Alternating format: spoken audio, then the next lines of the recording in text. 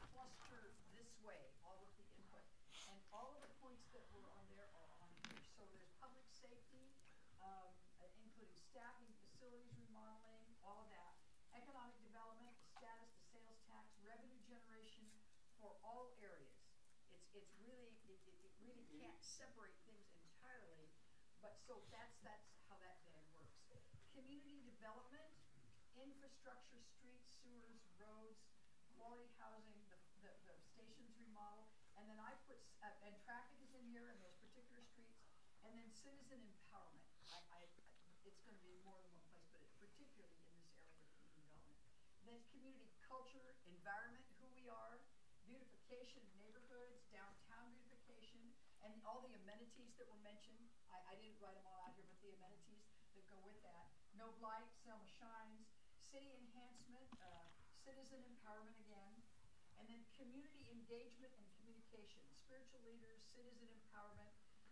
That actually could easily fit in with community culture, could really fit with that. And then education is sort of it's in and of itself. Education is a separate category. And then, so that's all the community, and then I took the internal things, the entity itself, the city. So the city entity are financial, status, process, information, transparency, all of that. Then review of operational structure, technology, liabilities, all of that.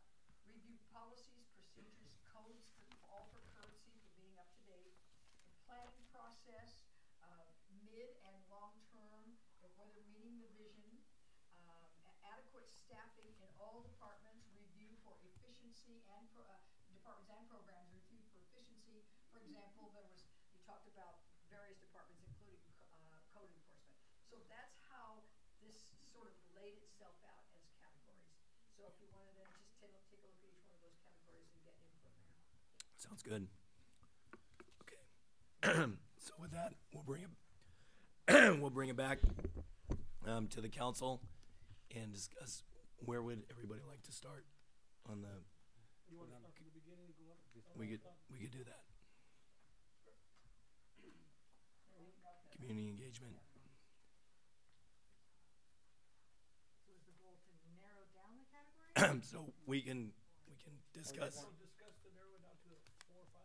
economic development, the particular items on economic development. Just our thoughts on each Do category. you want to have Yes. a conversation about the content of those? And after you've had some conversation around the content, then you might be in a place where you've got questions answered and ideas, and then you could look at how you might prioritize. Yeah, I think we're kind of narrowing it down at this point. Councilman Trujillo, would you like to start? Sure, I'll start.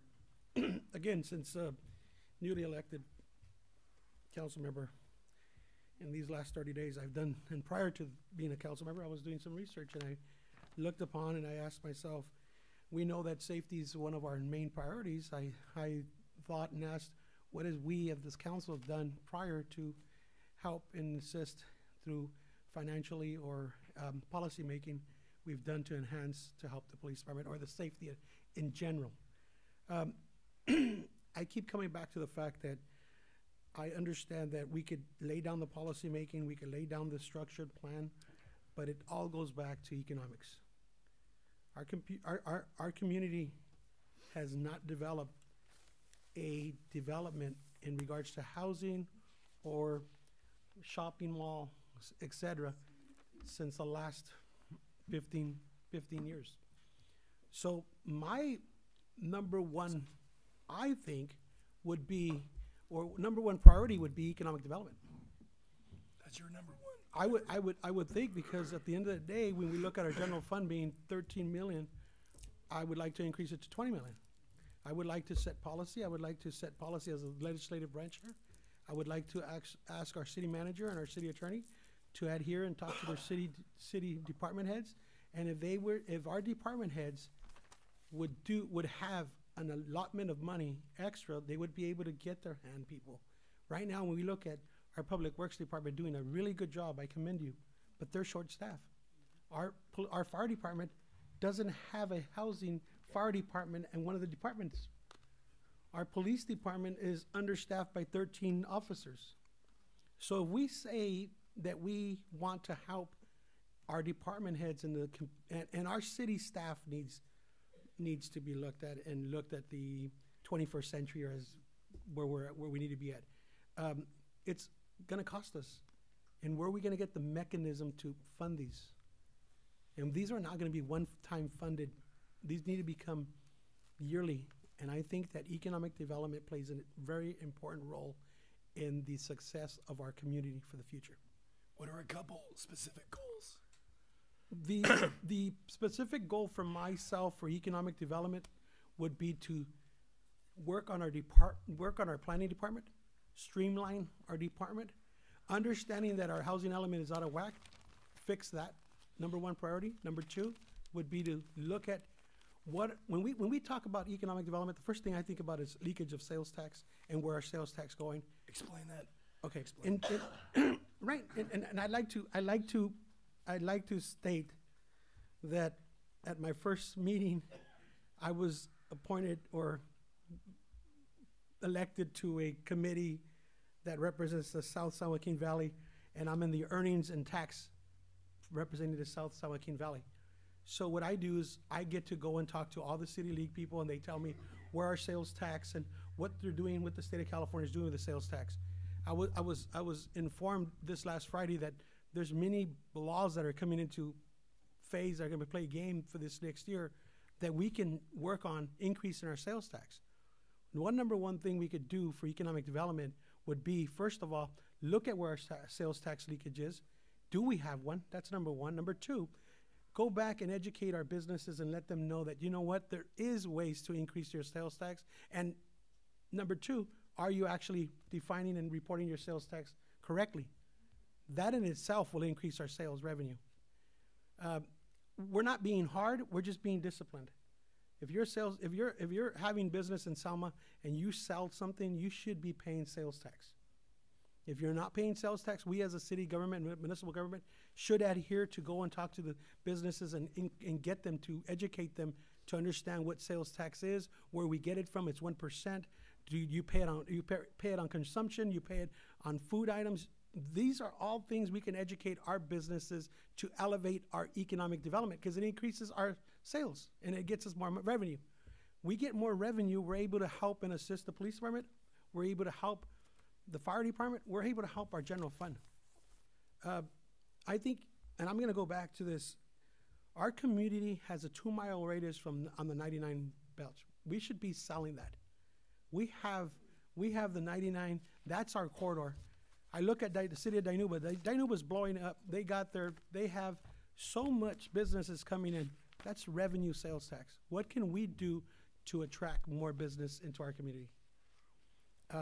That's number one. Number two is we as a business, municipal government, there are 2 departments in our city, municipal government, that really need to have us to really review. Planning department's one. We need a planning department director, and our economic development. We need an economic development director. We need to look at what we're paying for in a consultant basis versus what we could get in regards to getting an economic development director to work for us. At the end of the day, it's always, if I own a couple of businesses, and I always say to my staff, I want to say girls, I always say to my staff, what's the rate of return? What is the rate of return of what we're spending? And are we spending and are losing money because our staff is unqualified or uneducated? Can we educate them? Can we get a training program? This speaks volume to us to become pro-growth. And these are 2 very, very important items, mechanisms that we need to establish for our city to start moving ahead forward. Thank you. All right, thank you. Councilman Avalos.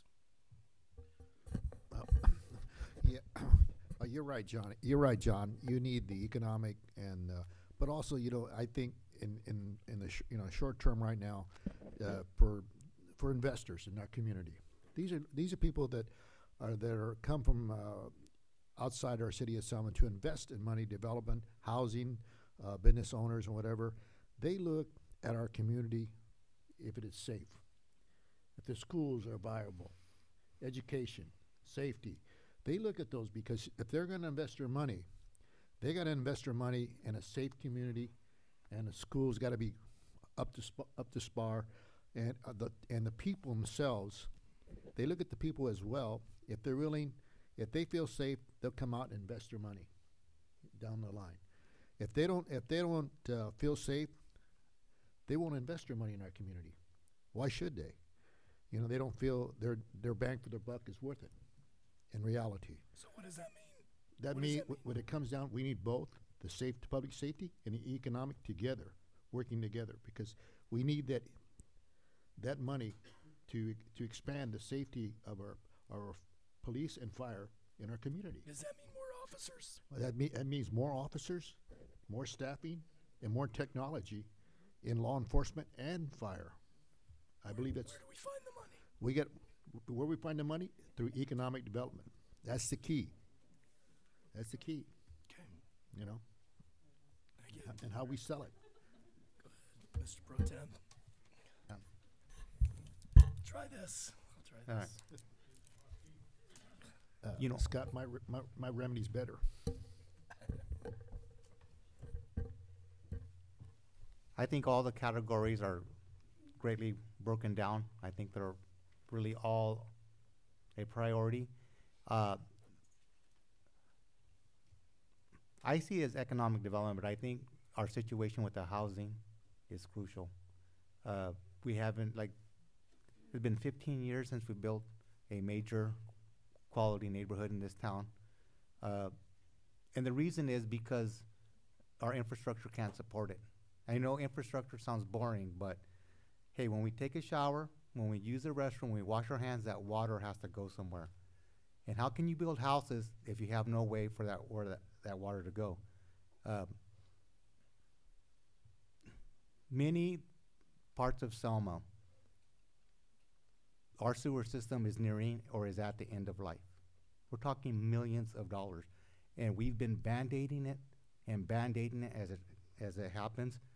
And we are 2 Band-Aids away from being another Flint, Michigan. So the work we have to turn this city around is daunting, but not impossible. So I think it all starts with improving our policies and stuff to get our city staff efficient so we can bring in more housing and drive with the economics. But as much as I do think it's priority number 1 is public safety, we still got to take care of the infrastructure because that's the foundation that everything is built on. That is even the foundation that economic development is built on. And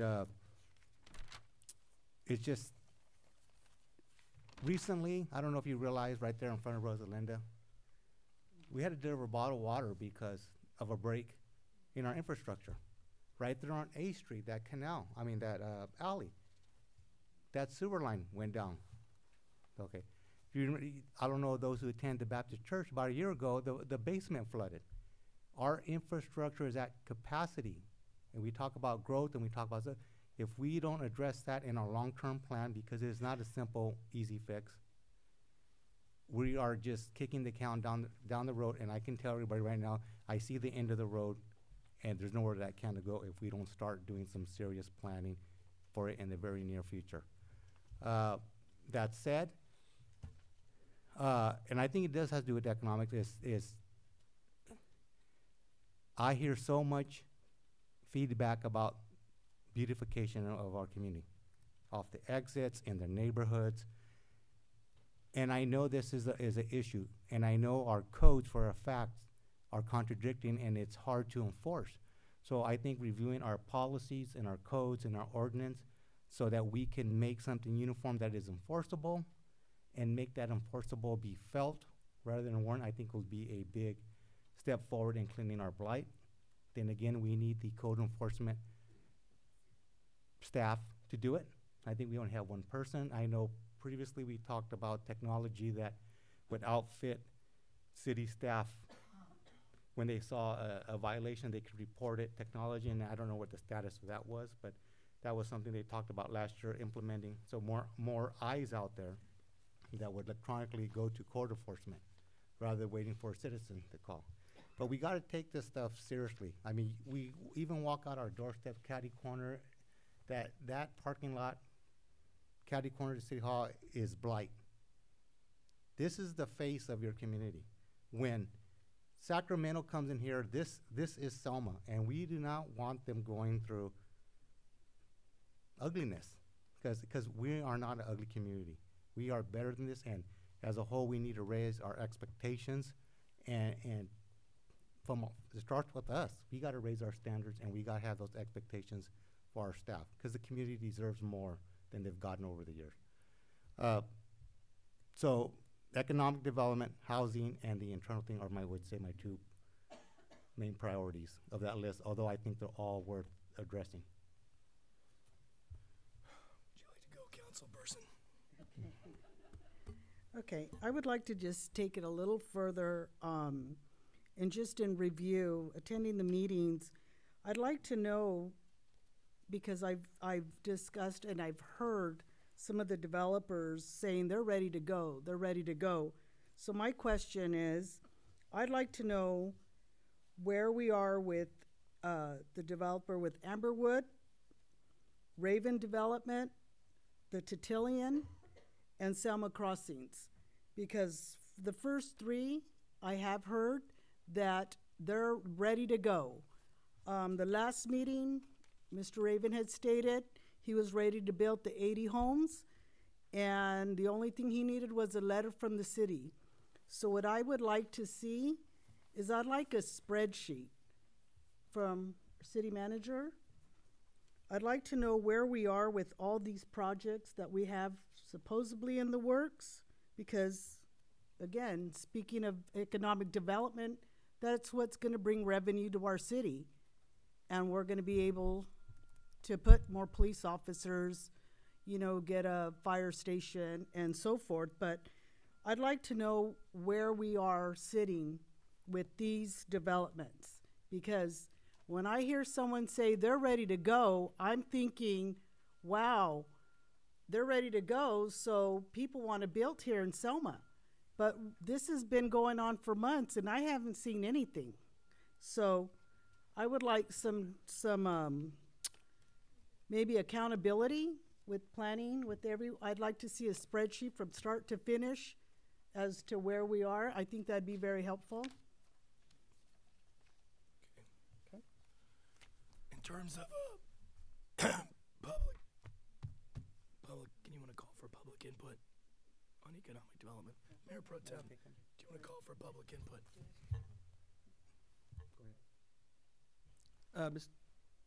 Mr. Frankel, you stated something very important, and I wish that I'd like to reiterate the importance, Mr. Mayor, when you appoint you have your appointees that you'll be appointing. I really strongly recommend that when you appoint someone to SKF, that we maybe ask that individual to come to us monthly and report to us what their interactions are, what they're doing. If we do find that the sewer is very decapitated or and it's just to the worst, it is in dire strait. We need to have input. We need to have communication with SKF. Whoever you appoint, Mr. Mayor, it would be important that we ask for a monthly or a quarterly report telling us what they're discussing, where we are, maybe even have a sit down with them and maybe generate a session with SKF and talk to them about our importance of our sewer and what we can expect from them and what we're not expecting from them, so we can do some budgeting, because it is something that is important in regards to. From an infrastructure standpoint, Yes. we can't grow without it. Yeah, we can't grow. For public input. Do we have anybody from the public who wish to comment on economic development? I'm just going to ask anything on the list. This one time. We want to community engagement from here. Does anyone have any input in regards to economic development? Colleen Nelson, 1712 Oak. I've been attending city council meetings for the last couple of years, not as long as Rose. But I'm very aware of where we're at with the infrastructure. They had a member on the SKF board, and she reported often what was going on, specifically talking about Dinuba out there, and then oh, you would call it out in the barrio where it needs, they've run out of room with the sewer district out there. But the board talked about it all the time, and the community, if they were in here, was aware of it. I think what you need to say is we need to continue those talks and keep it out in the open. But I felt that the city council kept us very aware of that. Okay, we'll move on. Anywhere else? Okay, we're gonna move on. Anybody else? Okay. Dr. Ryle. What I'm sort of doing is capturing as you're going along, because you talked about goals, and so I got up there from the conversation so far, so I went to a legend. Purple dot is number 1, and a green dot is number 2, and a blue dot is number 3, but I've heard 2 purples under public safety and 3 under economic development, and you can correct me when we get there, but I'm just kind of keeping track as we go along. And what I was doing here is that when you said what goals might there be, so under economic development, public safety, community development, and beautification, there were some ideas for goals. So I'm just going ahead and capturing those because I think those will be helpful as you go ahead to put together your budget. So I think that you've pretty much covered public safety and economic development, and then the next one was sort of community development, which folds into that. I think infrastructure, street sewers, I think folds into the conversation on economic development, unless you want to add something to that. I think that's kind of pulled together. Did anybody have anything to say about beautification? Yeah, and I think that's the next one. Community culture, environment, beautification, neighborhoods, downtown beautification, all of that.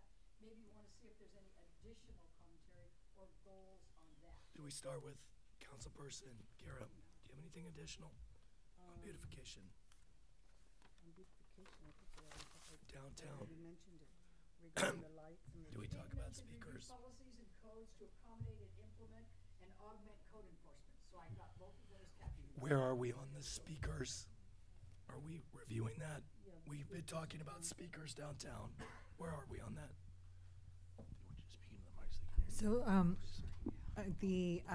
there have been discussions with Comcast, and we can get you a report on that, but there were some additional discussions on that. So it is something that we are aware that the council would like to see moving ahead. I think the initial, we need to have some follow-up discussion. Can we look for some numbers next month? Yeah. I'm gonna put that update on speakers next month. I'm so sorry I didn't use this. Could you hear me a minute ago? All right? Okay, good.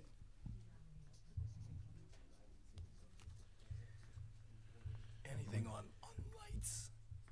Lights downtown? We're talking about downtown beautification. Community development. We are aware that that is something also that we want to look at doing, and have had some discussions on ways we might look at funding that. We are still investigating that. Because it seems like people that go downtown don't stay downtown. We need to keep them there, create a shopper-friendly environment, and that's important. Mayor Pro Tem, do you have anything to add on beautification? Just really quick on the subject of beautification, I'm gonna use a statement that I heard from Mr. Seremian here in the audience is, our exits are the welcome mats to our city. So it's just important that that we keep, when you pull into Selma, that we keep the appearance welcoming and just free of blight. It just makes them want to stay long enough to go into downtown rather than just get gas and leave. I know we talked about removing those signs, and that's later day, we'll maybe ask about follow-up on that, but you know, beautification just doesn't look nice. It's just not good for business. It keeps your property of your home up, the value of your property of your home up. If you have a nice home and the guy 2 houses down has 3 cars on his yard, a chicken, all kinds of, well, guess what? Your house may be lovely, but his house is bringing the value of your house and the whole neighborhood down. So it's just not that we all want everything pretty. It's a reflection on us. And so it is important, and it does make the city better. Councilman Avalos. Thank you. Well, man, I really straighten this thing out here. you know, downtown area has to be revitalized. It's very important because there are people that invest our money in our communities. And if you look at other cities, you know, Clovis, Hanford, Visalia, and even downtown Fresno, they revitalize their downtown area because people invest money. That's our tax base back in the days. And you need the people that invest those money to try to secure the future of their investment. So you really have to find ways to be creative and keep those people downtown. And like you know, Scott mentioned earlier, downtown speakers, music. It creates Kingsbury's got it downtown, and if you heard their music, so does Hanford. They got music downtown. If you hear those kind of, how would I say, happy tunes, and you create a happy environment in people's souls. And people like you, it's like when you go into stores, you used to hear music, and people who have compulsive buying because they're pleasant, and they like to feel good when they go on shopping. Here, rock and roll back in the '60s or whatever. It's or even when you go to a coffee shop, there's music going on there. So there's atmospheres. Music is very how would I say? It sets the tone in people's frame of mind. And it's proven fact. Thank you. You're welcome. Councilman Trillo. I think that we have some policies in place already from the city, ordinances that maybe need to be just brought up and maybe reiterated to make sure that they can follow up, because, you know, there's a lot of, I mean, I own 2 businesses in downtown, Mr. Mayor, you also own one, and we invest our money. Sometimes we can't make it, but I employ 18 people, and I pay them payroll.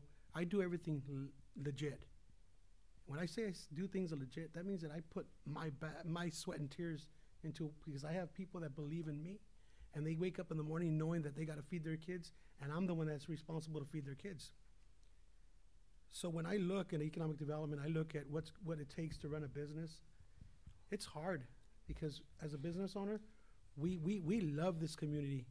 There's so many people that go into my restaurant of this community, and I see them when I walk in, and they're laughing, and I enjoy the fact that these people from Selma love this community, and they care about this community.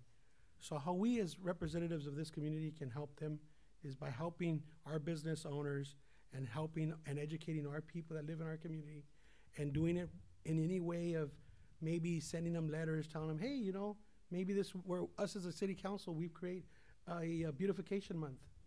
But we don't go in hard, and, you know, we educate them, because I'll say this as a business owner in downtown. We have a lot of good people in our community that really love our community, and our community members, they give to our community businesses. They take care of our businesses, and I think we as a council should work together to beautify this community, find different ways to find different avenues to educate our people and tell them, hey, you know what, Mr. Franco, you said, hey, your home isn't looking pretty. Well, the next house ain't gonna, the price of the home ain't gonna be up to par.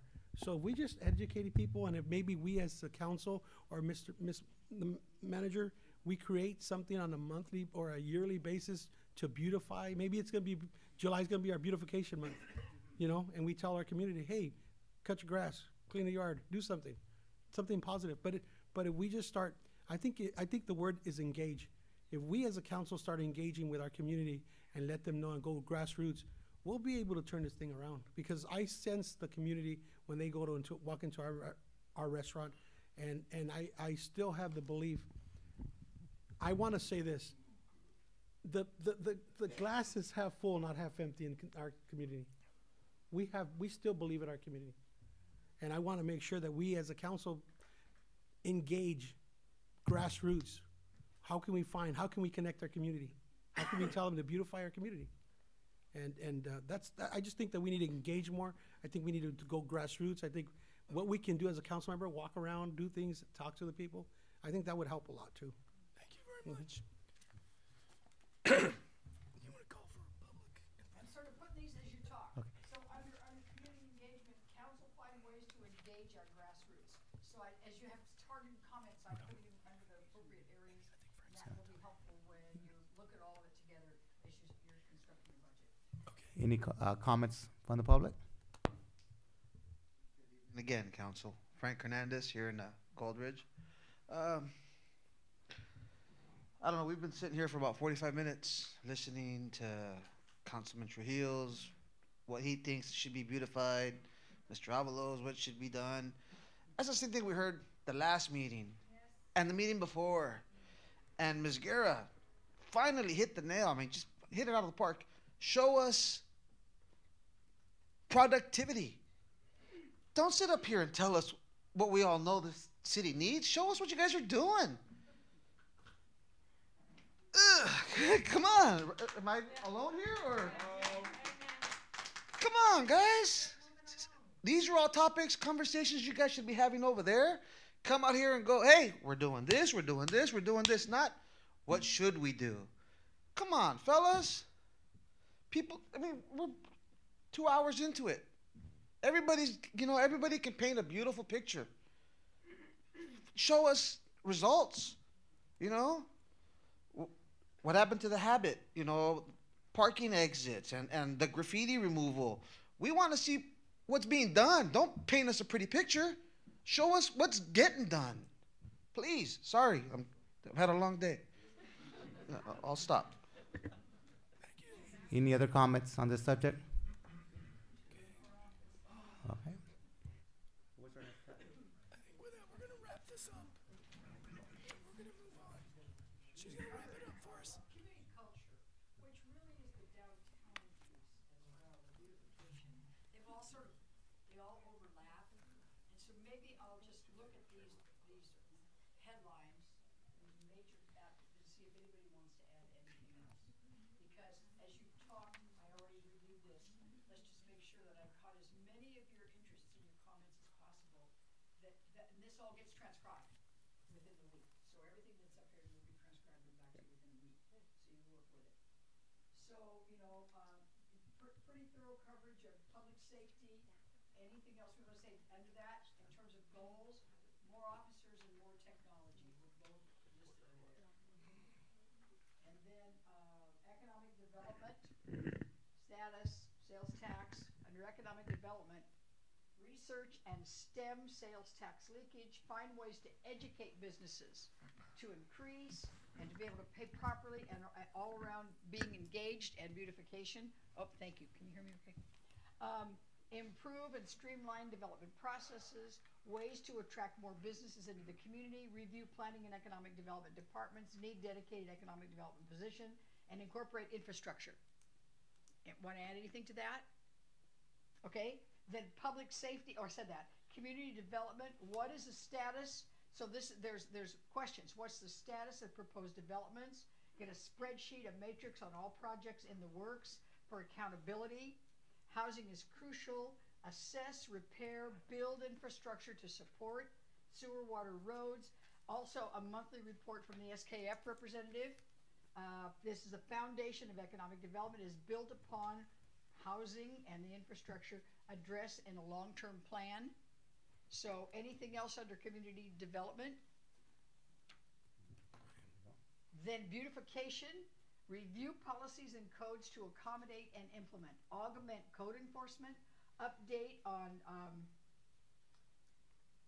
what did I write there? Wait a minute. Update on speakers downtown. Atmosphere, music, create a shopper-friendly environment. Exits are welcome mat to our city. Keep them blight-free. It maintains property values. So capturing the highlights of those points. And so anything else on beautification goals? And then community engagement, council find ways to engage our grassroots. That's probably really basic, and then the things that are added onto that. So that's public safety, economic development, community culture, which is the beautification, community engagement. Education is a thing in and of itself. And then you've got the internal, financial, operational structure, policies, procedures, codes, planning process, and adequate staffing. Those feed into here. You heard those feed into these. That's an agenda, an internal agenda that feeds into this whole external agenda. Does that make sense? So does anything else occur that you want to make sure gets into this mix? So when this is all typed up, it goes to you, that's gonna be hopefully really helpful in preparing the budget, because hearing what's important to you, what's important to you. The numbers of folks that are here, number of folks that have spoken, what you've said, what you've indicated is important to you. That's all sort of, I think, summarized up in here. Thank you for that, Dr. Ryle. Sure. Appreciate So that. if that's sufficient, what I'll do, as you're continuing your agenda, I will take pictures of these so that I could use for typing up, and I'll just quietly pack up and leave, okay? Okay. Thank you all. Can you read the consent calendar?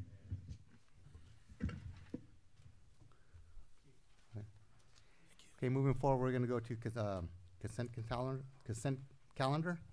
All items listed under the consent calendar category are considered routine. The complete consent calendar will be enacted by one motion by roll call vote. For purposes of discussion, any council member may have any item removed from the consent calendar and made part of the regular agenda by the council can then approve the remainder of the consent calendar. I'd like to remove items C, D, and E. Yeah. Okay, we have a request by Mayor Robinson to remove items C, D, and E is in Edward? E is in Edward. Pro Tem, I would like to take G off. Councilwoman Guerra would like item G removed. Okay. So, A and B. Do we have a motion for items A and B? I'll make a motion to, And F. Thank you. okay. Yeah, I'll make a motion to, No, Vote for it. make a motion to approve the consent calendar that have been removed. I'll second it. That's fine. Call it. Okay, we have a motion and a second. Roll call, please. Councilmember Avalos? Aye. Councilmember Trujillo? Aye. Councilmember Guerra? Aye. Mayor Pro Tem Franco? Aye. Mayor Robertson? Aye. Okay, can we start with Councilwoman Guerra first? It's just one item. Okay. Sarah, item G, check register. Yes. Okay, let me start with, on the check registry report, item What here page? for Rabina Wright, Architect and Associates Inspection for 1,100. Can I get some clarification on that? Yes, Councilmember, what she does is perform ADA plan checks for us and inspections. ADA? ADA. Okay. Okay. And then page 44, surveillance, it says non-warranty camera repair. That's for our surveillance system, yes. And then one more. Swanson and Farney Ford, 2019 Ford F-250 vehicle 912 for $38,716.97. Yeah, that's a public works vehicle that was actually budgeted for the year. Okay. Thank you, Isaac. You're welcome. What I'm gonna do is, can I talk about them all, then we can just do it on one motion? Okay, Mayor Robinson, you had item. Item C. C. Item C. Michael, could you, this is a Mike. consideration of the government? Michael, could you inform the council on item B? Sorry, C. Item C has to do with the Lincoln Park statue that was approved and donated on loan 3 years ago by our artist Ernesto Palomino.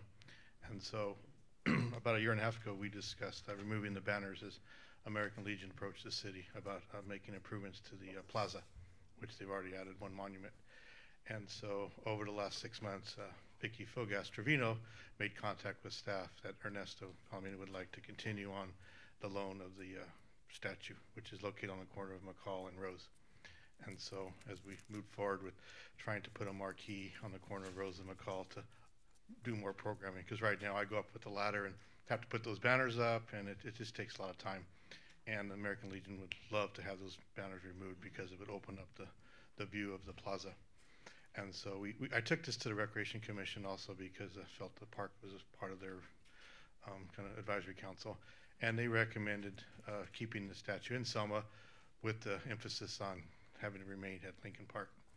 The Arts Council kind of took the same approach, keeping it in Selma, but had recommended it be moved away from McCall and Rose, and really didn't make it consensus on where. We had talked about Schaefer Park. Vicky Fogas and Ernesto had some, history with Schaefer Park, and I guess Ernesto has some family in that area, so they felt Schaefer Park would be an area that might be potential. And so we talked about near the flagpole in the corner, or up maybe in one of the medians when you first drive in, and kind of people could visualize it, but it wouldn't take away from any of the open space or any activities that would affect the use of the park. And I know the mayor had a conversation with me last week about potentially in front of the warehouse. We have an Art Center warehouse on Dockery. And so I did some measurements, and I forwarded that to our city manager and the mayor. But the statue is about just less than 6 feet wide. And in front of the Art Center, we have artificial turf with some of the rocks just to give it a nice appearance in front of the warehouse. And so that's just under 12.5 feet wide. So it would actually, based on the question that was posed to me, it would fit in that area in front of the warehouse.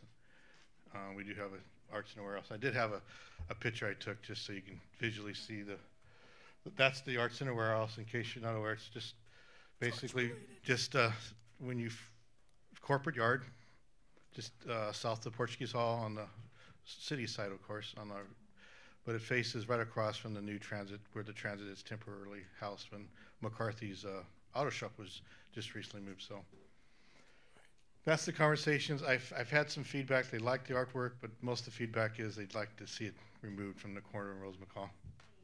So it was on donation, and so the recommendation I'll just kind of emphasize to the commission was, one is to respectfully thank you for the donation for 3 years, but maybe we could find another place for a different city.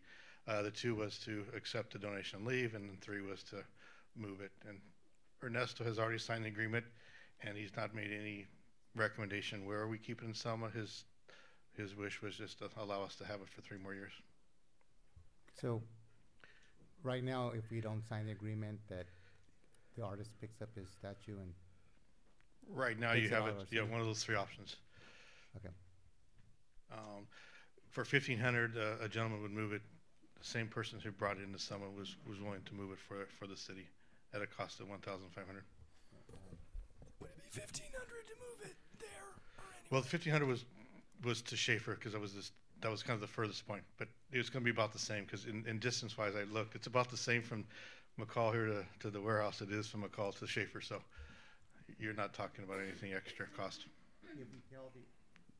If we tell the artist to say we're not going to renew this agreement, just to come and pick it up and take it, Yeah, do we have to pay for him to do that?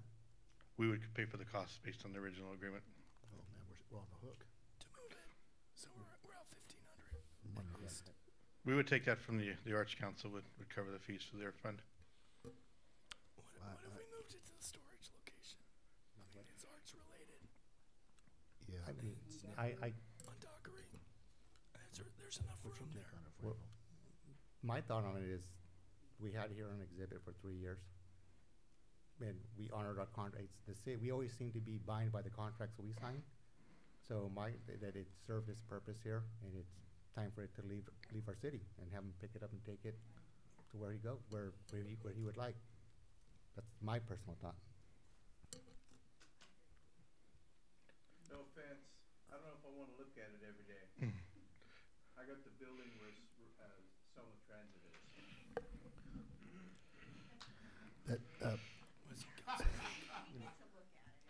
Well, I think he donated it to be generous.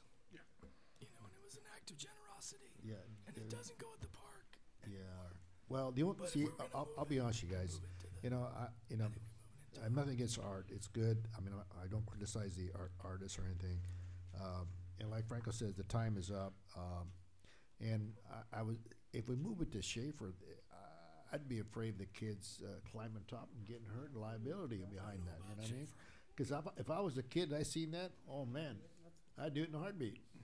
You know, it's being a kid. You know, as nature in itself.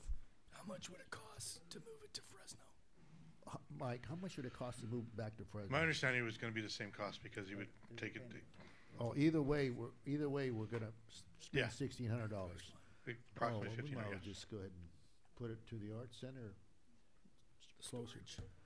closer to the deal. And later on, if they, in the future, if they want to, future councils want to move it to a new location in the future growth of community of Selma, they can. So it'd be for 3 years. 3 years. The next agreement. My understanding, it would be, obviously now it's going to be 3 years. There is some talk that they'd like to continually donate it to the city. There is some talk too that he's transferring all his, he's up in age, so he's transferring all kind of his foundation to a family member to kind of take care of all his ownings. But originally he had spoken to Fresno State, but then he came back to the city for a donation. Oh, so he had spoken to us that after the 3 years as consideration to keep it for life. Oh, keep it for life? Yeah, but we recommended the 3 years, and that he agreed upon 3 years. Well, in other words, he's giving it to us. Well, that would come after another 3 years. Technically, he's giving it to us. You know, I mean, I don't mind transferring to the art area because we have the same measurements. And later on, the way it looks, Mike, looks like this guy's he's gonna give it to us down there for life, apparently. You know, he doesn't want it back. That would be discussed again in less than 3 years. Yeah. So, what do we have consensus for? Storage, or give it back? My consensus is just let the agreement expire and have him pick up his monument. So that's my agreement. Storage. I put it in storage because they might down the road we might. This is an action item, right? Yeah. Should we call how about this? Bubba, does anybody else have some comments? Yeah, let's. Please.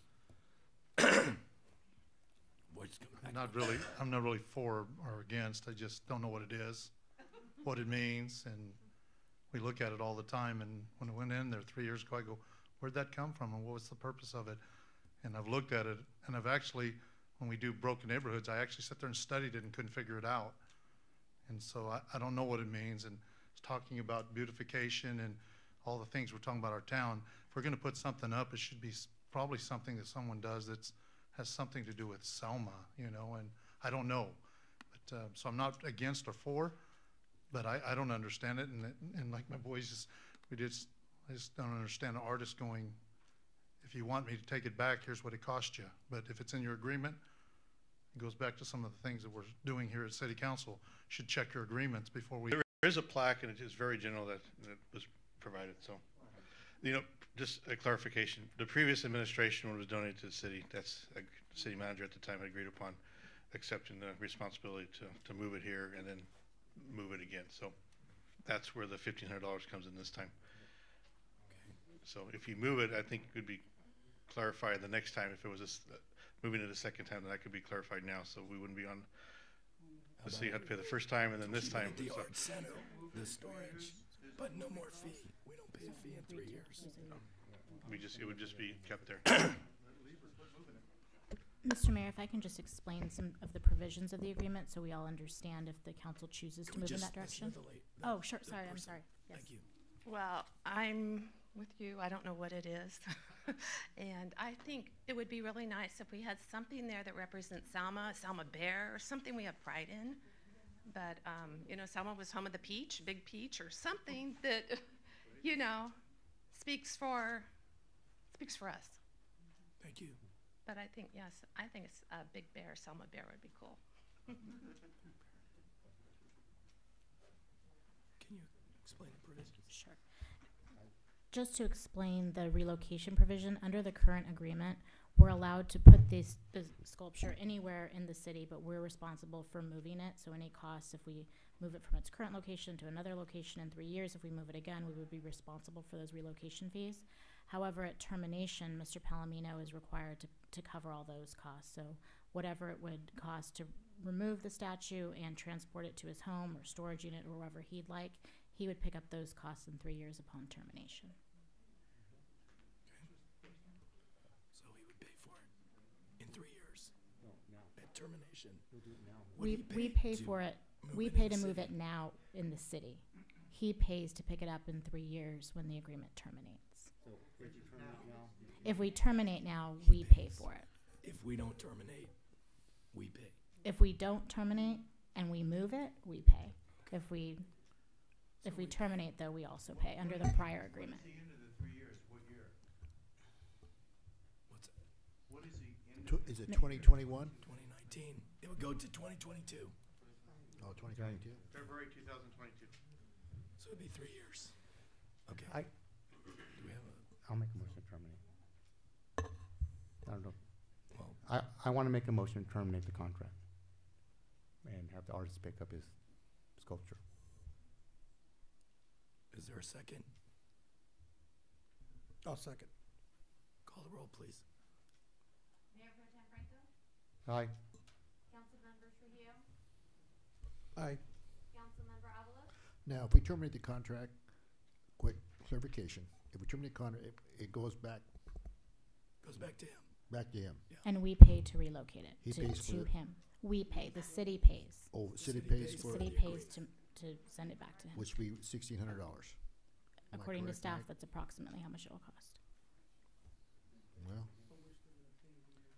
we're still gonna pay We regardless. pay either way. Either way, The this, question is, do we want it? do we want The it? consensus tonight has been no, Move it. they don't I guess, the public don't, I guess, doesn't want it. They don't wanna be looking at it no more. They don't understand it no more. So, okay, terminate. I would, yeah. Councilperson Garrett. Councilmember Guerra? Aye. Mayor Robertson? Aye. Motion passes. Okay, the next item I pulled off. Let's see. The next one I pulled off was item D. D is in dog. What is that? That land, item D. I drove by it and it's next to me and Ed's, and I don't know what that is. What is this easement? What is the dedication? Can you explain it to me?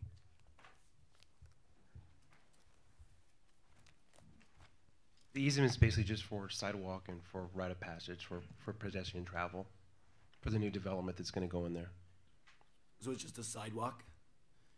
What's going in there? That's currently being developed right now. What's it zoned for? I believe it's commercial. It's gonna be a retail space. Is there a buyer?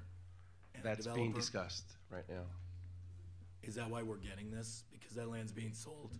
Is that They're why doing we're a parcel seeing this? split and trying to sell it, yes. Is this gonna cost us any money? Cost the city anything No, for the easement?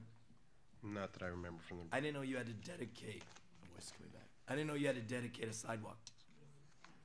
You do, okay. Yeah, there's no cost. Mr. Mayor, members of the council, as part of a parcel map, there are certain conditions that are placed on that map. One of those is ADA accessibility and sidewalks and other types of easements. It is my understanding that that was part of the dedication requirement of this parcel map. Who takes care of the ADA of the sidewalk? On the street front, yeah. City. Mm-hmm. And this is gonna be a retail use then? Correct. Okay. Okay, thank you. Thank you for that explanation. I just didn't know why we were doing that. With that, is there any other discussion? You want to do Oh, E, consideration of a resolution declaring surplus and sale, donation or disposal of city property. I didn't get a chance during the talk earlier to talk about during economic development. I got a lot more to say about all these topics, and I will be saying it later, but since my voice is coming back, my question on this is, have we contacted the Fresno County Rural Transit Authority to let them know that we have this, this surplus equipment? Because from what I understand, they're not getting their transit office, their transit authority. They're in need of some computer equipment and some office equipment, and I'm hopeful that we can help them in their endeavor, because this is a major economic expansion for our city, putting in the Rural Transit Authority, the maintenance facility. Have we contacted them and let them know that this is available? And if not, could we contact Moses Stites and let him know that this is available? So I believe this is the first step for council to let us to declare it, and then we go through a process of whether we can make it available, and we could make that call. Because just to acquaint the public while we're talking about this, you know, the city now has a 3-year agreement with the FCRTA to provide maintenance employees for that new maintenance facility. The city hires the maintenance employees. That means they pay us to hire these employees. This is huge for the city. It creates another enterprise account. It creates economic development, and where that comes into play is when we go to fast fill on the CNC, when all these buses got to go to clean natural gas. They're gonna have to get it filled somewhere, and guess where they're gonna come? Selma. And guess where the businesses that make the buses, equip the buses, and rent the buses are gonna come? They're gonna come to Selma, because we competed and we won the contract for that. So I'm passionate about economic development in our town, and this is another way that we branch out, as opposed to depending just on car sales. I love car sales. We make lots of money on car sales, but we need other avenues of economic development, not just spending money. We got good generalities tonight, but there are specifics that we can do, and this is one of them. And getting really specific, one of the things we need to do is make sure that they get uniforms. They don't have uniforms yet. We need to make sure that the new maintenance employees get uniforms. So if we can make sure of that, I think we will deepen and expand that partnership with the Fresno County Rural Transit Authority, which is what we need to do. There's talks with the Department of Energy right now about a monorail system, a monorail that will transport people, not high-speed rail, a monorail, I'll limit my comments, a monorail that will transport people in a energy-efficient, cost-effective way. If we can have the contract for monorail, if we can do the hiring, if we can do the manufacturing, that's huge. Put Selma on the map. And I apologize if I went over my 3 minutes on that, but I'm very passionate about this and I wanted to talk about it. So, thank you very much. Is there any other public input on this item? Have your voice back. It's coming. Thank you. God help me. With that, I would ask to approve item C. Oh, we just did. D, I'm sorry, we took a vote. D and E on the, and did we do G? Okay, so I would make a motion to approve items D, E, and G. Is there a second? Call I'll roll, second please. Mayor Robertson? Aye. Councilmember Avalos? Aye. Councilmember Garrett? Aye. Councilmember Trujillo? Aye. Mayor Pro Tem Franco? Aye. Okay, great. With that, we will move on to public hearing. There's none scheduled. And after that, we'll move on to regular business. That is the presentation, discussion, and direction regarding the proposed police station construction project. City Manager Gallivan.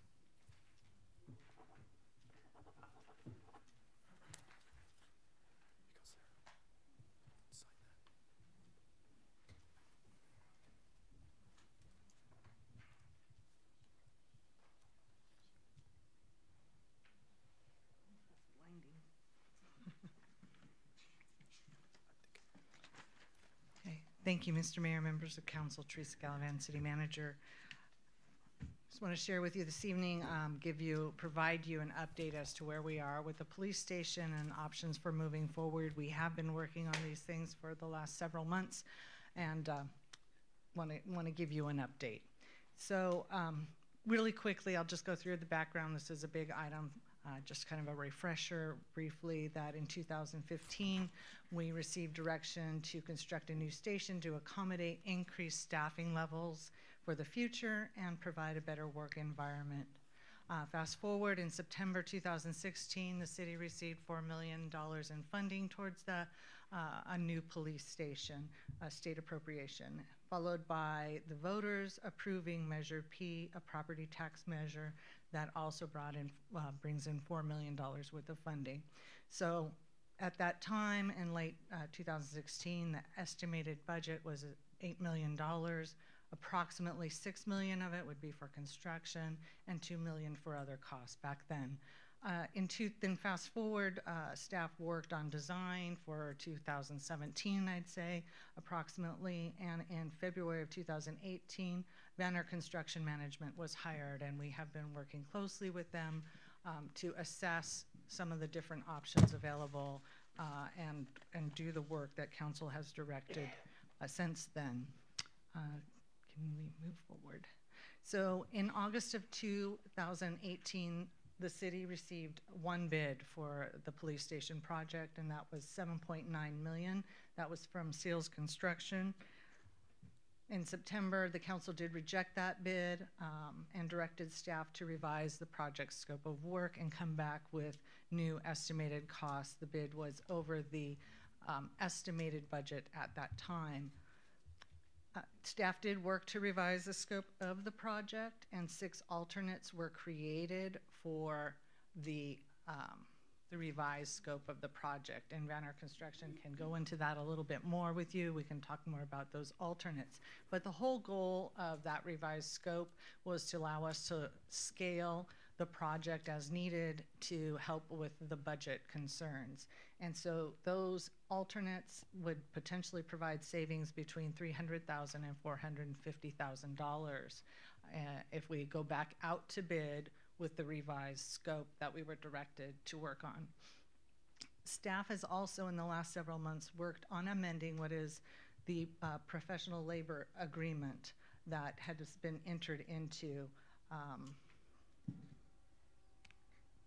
So the professional labor agreement that we have has been, requires that we use, that the project, the city entered into an agreement with the labor unions that requires the project to use union labor, and also provide benefits to any of the contractors that work on that project have to provide the benefits to these union laborers. So that has very stringent standards, and we've been looking at ways to reduce that, maybe amend that agreement so that the costs of the project might become more in line, because we have learned that that agreement, which we are party to, does add to the costs of the project, and that is an assessment we have previously received. So we have looked at ways to allow the city to exit that agreement, or again, to amend it so that it would not have quite the stringent impact that it does now, driving costs up.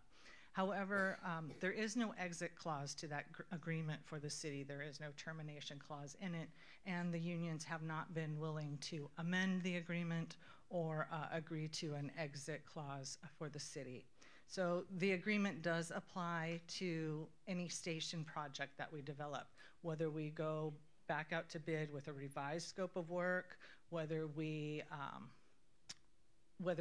completely redesign the project and make it a modular project, and that is one of the options we'll be talking about tonight.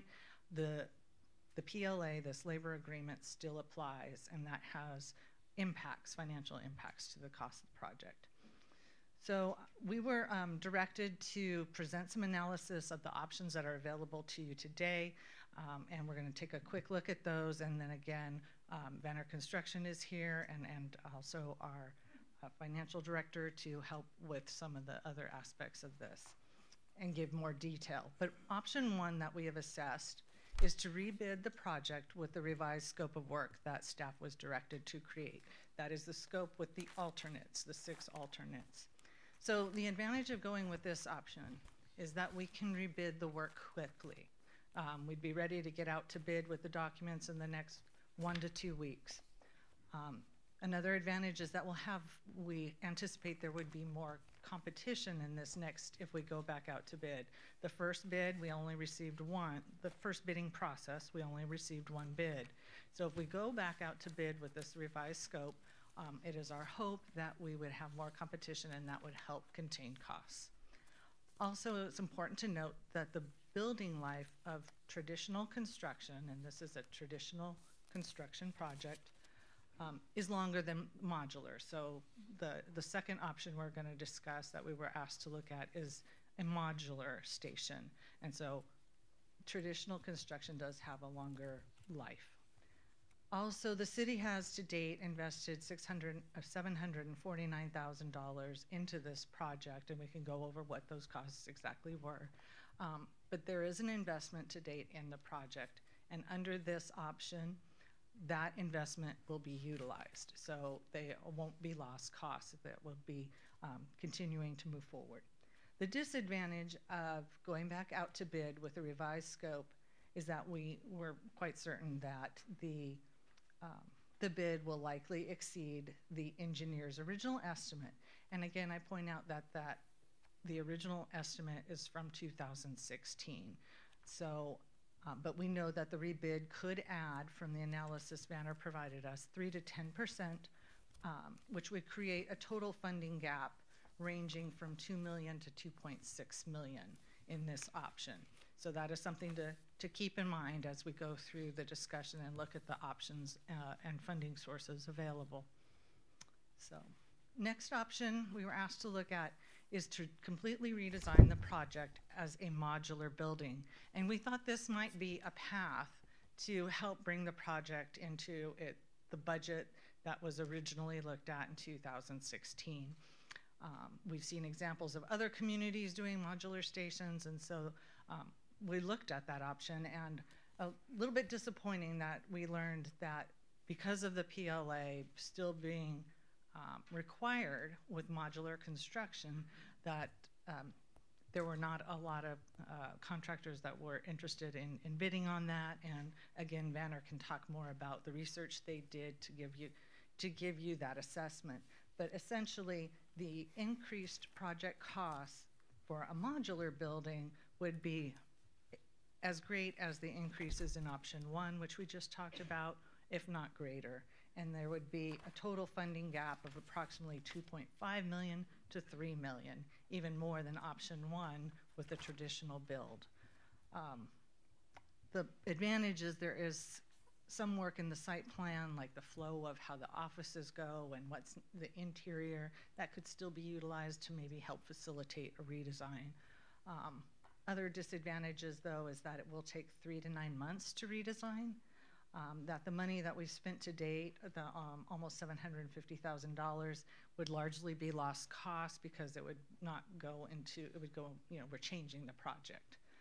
The lifespan of a modular building is generally anywhere from 10 to 50% less than a traditional build. So, you want to take that in consideration when you make the one-time large investment planning for the future of the city and its operations. So that's option 2. A couple other things to consider would be going out to bid without the PLA. However, that would lead potentially to legal challenges that could delay the project because we don't have an exit clause, and those legal challenges obviously could increase costs of the project. The other option would be to see if Seals Construction, who bid on the project, would still honor its bid from August. And I think, though, we do have a few comments about, since we did reject it outright, that we need to double check on. If I could ask the city attorney to. Mr. Mayor, members of the council, if I may, because we did reject the bid outright, it seems that at this point we can no longer negotiate with Seals. It's likely that we would have to go out through the bid process again because we went ahead and rejected the single bid that we received. So, on that amount, on the $8 million. Correct, because we actually rejected the bid. Okay. Yeah, we thought that might be an option so we could get a cost certain if they would honor it, but as the city attorney has shared with us, that doesn't look like it would work. And then, so you're aware of different funding options. We have a general fund reserve of nearly $3.5 million, which is above our policy of 20%. However, I understand general reserve funds are very touchy and limited and can only be used for certain things. Measure S has a balance of 741,000, and so financing would be required if we wanted to look towards that fund. Backing up on general fund, it is a one-time use, which is okay. You know, typically you want to do one-time use things and investments and not ongoing operational things with any of those types of funds. And then ambulance service fund, this is an interesting one. We have about 4.6 million, and there aren't the restrictions on it that some of the other funds have. There may be other aspects, though, that we can look at for funding as we move forward if we want to look at bridging that gap in the project. So we can investigate other options as well. But these were some of the options we wanted to share with you for your discussion and analysis today. And with that, I'd like to ask if Jerry wanted to come up and add more on some of that background. Or, okay, thank you, because I know your office, you did a lot of research into these options, and I just kind of skimmed over a lot of it. Bring back the voice. Good evening. Take my eyeballs out. Looking at the ambulance fund check. See it? So I wouldn't add too much to what city manager had just said, other than we did do research. We did a survey of all the general contractors that bid or did not bid, mostly the ones that did not bid, and obviously it was determined by them that it was the PLA that the reason why they didn't bid. Another thing I would add is that the PLA, the way it's written right now, the reason you don't get those savings on the modular construction is because not only would the on-site be required to be union, but anything done off-site would also be required to be union. So mixing your concrete at the concrete batch plant required to be union workers. Modular construction in a fabrication shop would have to be union wages or workers. So anything that touches the project would have to be union workers. That's where you would see the savings, like another city, local city is using a modular construction. City of Corcoran saved somewhere around $3 million by going modular construction because they weren't required to use union workers in the factory, in the fabrication shop. I'm sorry? Without a PLA. Correct, yeah. And then we did a survey of the modular construction companies that are local or have done work. For example, for the city of Corcoran, 1, 2, 3, 4, 5. We surveyed 5. 3 out of the 5 said they wouldn't bid the project if it had a PLA. One of them said none of our Bakersfield suppliers are union contractors. However, we do work with PLAs, and it is possible, but the project cost would increase significantly. And then one of them said, yes, we do look at PLAs, but there are a couple things we look at first. Where is the project and who is it with and what's the project, just a lot of particulars that they have to do. But the other 3 completely just would pass on it. So therefore, the costs would increase because of the lack of competition. And that was the real reason why the bid that came in was so high, because not only were there lack of competition on the general contractor side, but all the trades as well, all the various packages. And some packages, according to the contractor, there was only 1 bid per package, and there's typically anywhere between 30 to 45 bid packages that are subcontractor related for a general contractor.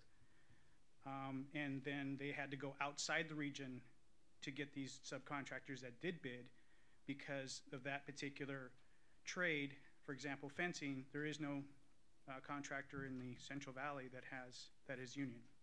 So they had to go outside the area to get that subcontractor to bid on this project.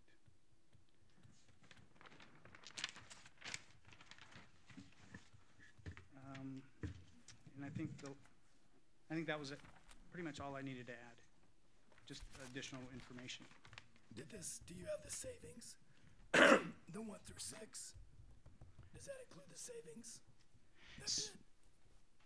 So the savings or the alternates were developed after the bid came in, to look at ways to reduce costs on the project. So or the direction that was given by the city was to look at alternates on the project to reduce costs and also look at reducing the requirements of the PLA. So both of those together, we're looking to go and save some money or save the money that was, the project was over. So Just one comment to add to that too. One of the factors that we tried to gauge too was trying not to incur additional costs by putting this into a redesign. So we looked at all factors that could be changed, edited, but wouldn't really touch the core of the project itself, like for example, moving walls and things of that nature. Because as you're aware, the redesign would cost us to go start doing that, because you'd have to go back into engineering and things of that nature. And I would also add that these contractors that bid the project initially did not convey to the team that they were not going to bid on the project before the project was put out to bid. In fact, we put the project back out to pre-qualification to ensure that everybody knew this project at the time. After initially we put it out to pre-qual, there wasn't the PLA hadn't been officially put into effect. However, during the process of the first pre-qualification process for all these general contractors, the PLA was put in place, so it was put back out to ensure that all the general contractors knew that this project had a PLA on it. And no objections were given then, and they all decided to pre-qualify. However, the objections came and the survey came back after the bids were received that they didn't bid it because of the PLA. Unfortunately, they didn't make that notification prior to.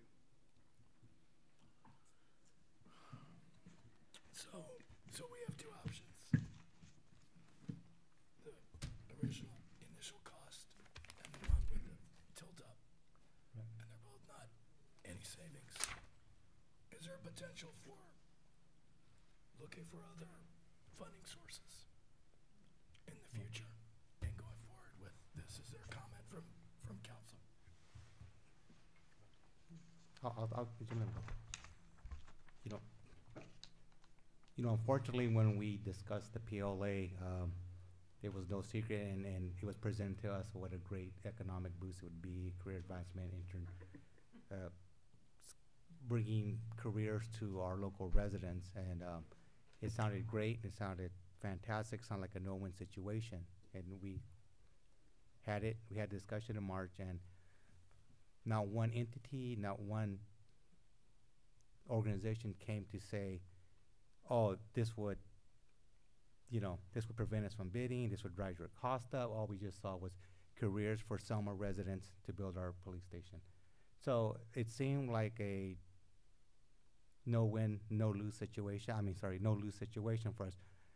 But it was after the fact that we entered it that we didn't do our past council, didn't do its, we missed the fact that we had no exit clause. We thought we would try it, it would work.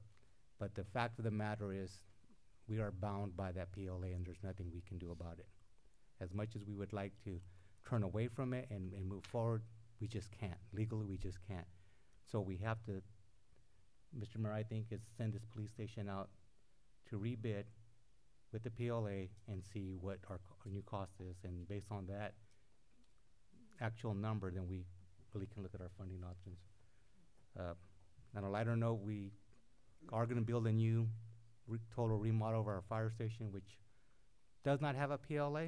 So, and I doubt we'll get one for that. But as far as this police station goes, I think we need to send it out to rebid. I don't think we have another option for the original non-modular option. Is there any comment from council? Any additional comments?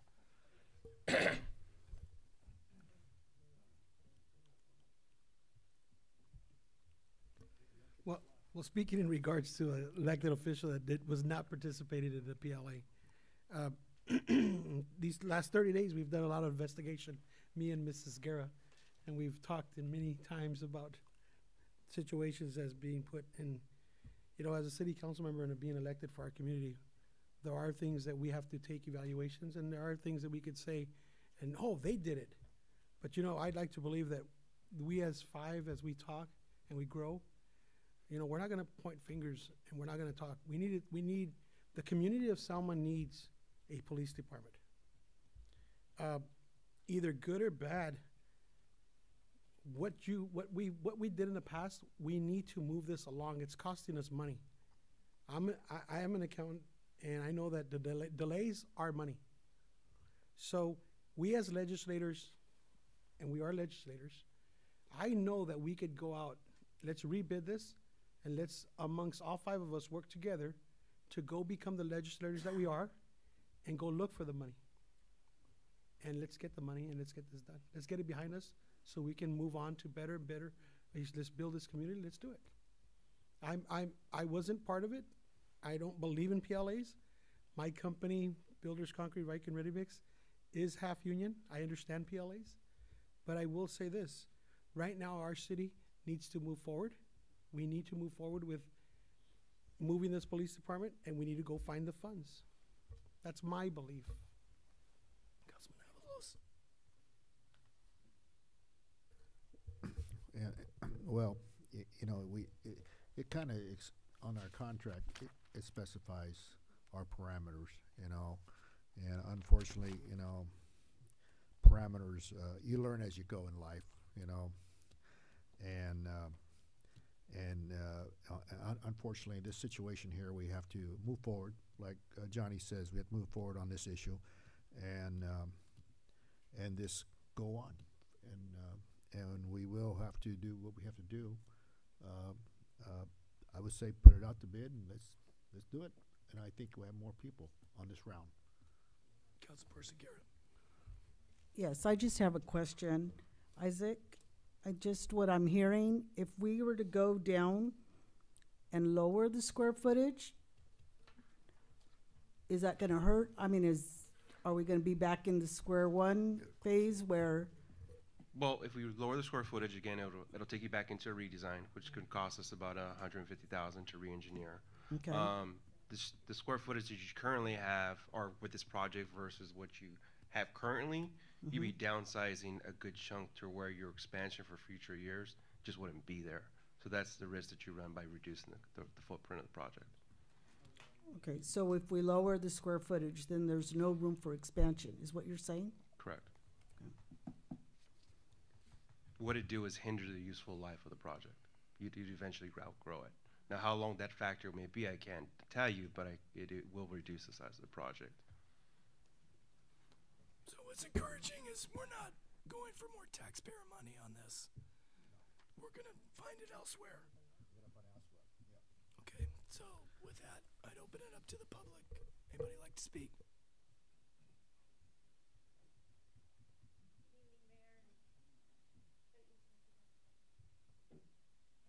Mayor and Selma City Council, Nicole Gehring with Associated Builders and Contractors, representing over 500 contractors in the Northern California area, and many from this area here who were part of that survey and said that they did not want to bid the project because of the PLA. Unfortunately, if you bid the project again with the PLA, you're probably going to have a similar outcome, or you're going to have contractors from out of the area, which does not help City of Selma residents. What I would recommend is the other option that was mentioned is to rebid the project without the PLA.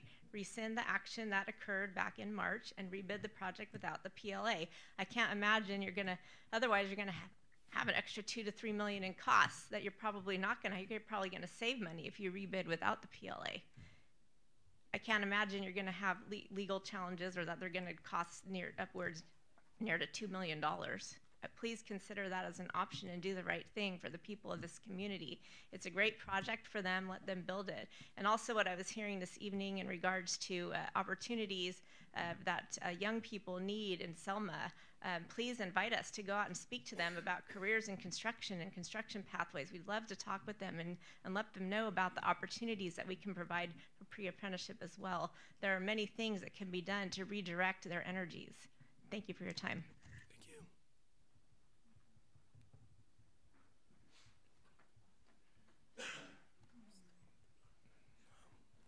Good evening again, Council. You heard that we can't get out of the PLA, right? Do you know something that the Council doesn't or that Joe Citizen doesn't? What are the repercussions of getting out of the PLA? I don't know. You guys know, right? We're either going to get sued, breach of contract, and all this other stuff. But if we rebid, we're either going to spend more or just the same amount that was the original bid, but we're gonna lose square footage if you downsize, redesign and all that, correct? What is it, 3 years ago they did that bid? Is that right? 3 years ago, businesses were booming, some weren't, and I've said this before. If we throw it out there again and say, hey, we have this opportunity to build this building, who wants to come and build it for us? Let's not tell them we have $8 million. Is that necessary to put in the contracts how much we want to spend? It's just a bid. Just bids. But how is it that, if you're going to go buy a car, you're not going to tell the car salesman, I got $15,000. What are you going to give me? This $14,000 car right here, that he bought for $2,000. I'm just saying, there's got to be a common layman's terms way of doing business. You guys are the ones in charge of this. Don't ask for his professional opinion or his professional opinion. You guys are the ones that are out there working for us. Not the gentleman over here, which I can't remember your title, and I'm sorry. That's what I'm talking about. You guys are up there painting us a beautiful picture. Don't paint us a beautiful picture. Show us what's getting done. Let's rebid it. We're going to get bit in the ass one way or another. We might as well do it and get it done right. You know what I'm saying? Or am I just talking in circles? That's the direction we're going in. Okay. Thank you. All right. That's all.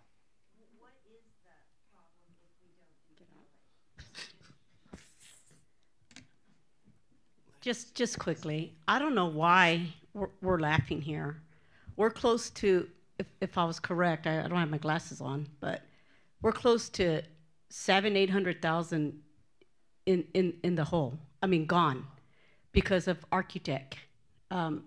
Why this is being transparent with the citizens on what's going on. That was great with what's happening.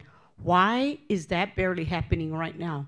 Why was it just in the administration's hand? Obviously, who had this project going on, obviously are not a construction person. So I don't understand why we are barely getting this information right now. This police station that you actually ran on, Franco, should have been constantly informed with the citizens. We're going on, 3.5 years? Where are we? I don't even know, it's been so many years. We went from 3 stories to 2 stories to now we can't even afford a 1-story. And why was it in the hands of somebody who wasn't very involved in construction? Why? I've been sitting here for 8 years and haven't missed one council meeting. This is the first time we ever saw this being transparent.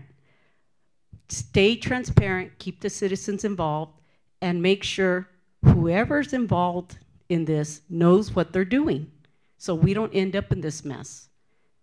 And stay transparent with the citizens' money.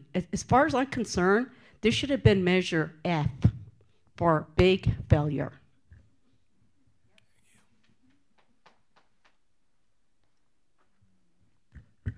Bob Berry, I'm a local contractor, 2020 High Street.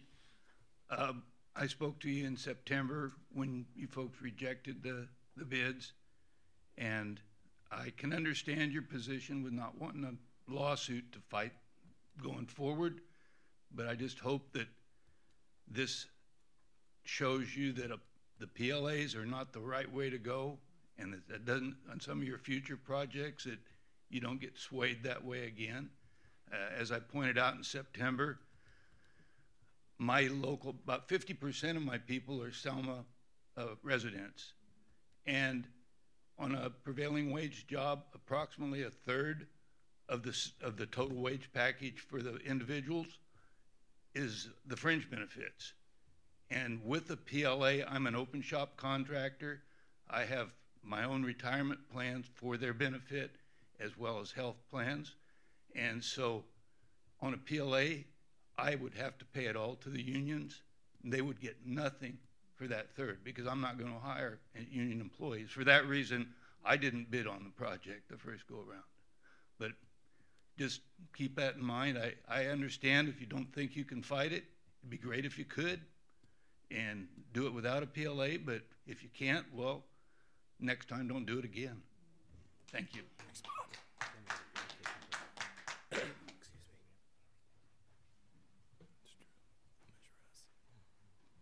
I'm Craig Bruckner. I'm out of Fresno. I handle benefits for non-union contractor companies.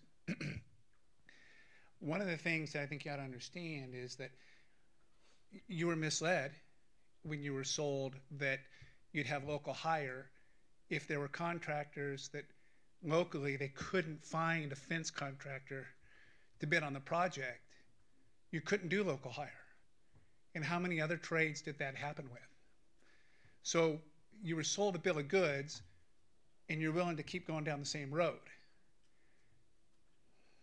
I think you ought to consider what the cost would be to fight it. Put it out for bid without a PLA, see if the price comes in cheap enough. If not, you know, you can put in the bid package if it's PLA and if it's not, and you would get two prices. See if you can afford to fight it and do the non-PLA. It might be worth doing. Your other option would be to build 2 police stations. One small one that doesn't cost much with a PLA, and the second one would be without. Do a small one that meets the PLA requirements, covers the one project, and then do a second project that is the full police station. You've met your requirement under the PLA, and you could then have the police station that you want at an affordable price. Thank you. Yes. Build the smaller one and make the secondary an annex? That's a legal question beyond my qualifications. Please, don't give away strategy. I'll mention there's a question about that issue. Mr. Mayor, members of the council has been briefed multiple times in closed session regarding the potential legal repercussions. To preserve any legal strategy, I'm not going to reveal any of the information that has been disclosed to the council regarding possible legal issues surrounding not going out to bid with the PLA. Mr. Mayor, are we still in public session, or are we council? We can pull it back to the council. We pull it back to council. I have 19 years as a salesman for a concrete company that is union, and half Builders Concrete by Rex. Unions are not someone to play with. Their game is lawsuits. So with the 19 years as a salesman, my recommendation, and as a newly elected official that was not part of the PLA, and respecting the council in the past, and knowing where we as an elected official, I feel that we have to look at the bigger picture and liability factors versus what we got going on and how much we have in revenue for the police department. And I feel that we have to move unrestricted with the PLA. And it's hard for me to say that I am in agreement that we need to do this and we need to do it fast. We need to put out to bid, and we need to put out to bid with no restrictions. Get this over, and let's move on and be the legislators we are, and find the money and move on from this and learn from it and never do it again. That's my opinion. That's my vote.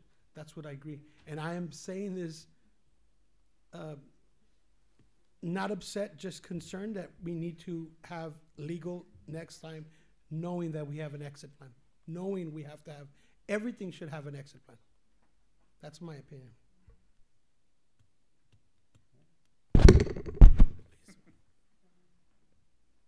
Colleen Nelson, Selma. So my question is, you put it out to bid again with the PLA, and you get your one, maybe 2 people who bid it, and it comes back exactly like it did last time, way too high and beyond our ability to pay. then what do we do? Borrow? I don't see how it's going to be any different than. Well, I know, but as someone who sits on the oversight committee, I'm going, oh my God. I don't think the bids are going to come back any different than they did last time. In fact, I think it's going to be even higher. And you'll get your one person or maybe two companies. I don't know. I don't know. Thank you. Thank you for your input. I remember asking if it was a union job. Told him no, you didn't have to be a part of a union. We pass this. Anyway, let's pull this back to council. Is there any more discussion? Is there a motion? Mr. Mayor, if I might, just one thing to clarify as we move forward with a motion, I want to make sure that we're talking about the revised scope, or not. Without 1 through 6. Oh, that has 1 through 6. The revised scope has the alternates, and then the other thing would be the discussion on moving this bid out to the pre-qualified bidders or out broader to any potential contractors, and we've discussed those merits, and I don't know if, Jerry, if you'd like to add some comment on that, but maybe the larger, opening it up larger, pros and cons of that. Yeah, so if the, I think we went into discussion about that. If you're going to keep the PLA, then it's probably best to open it up to everybody, not do the pre-qualification.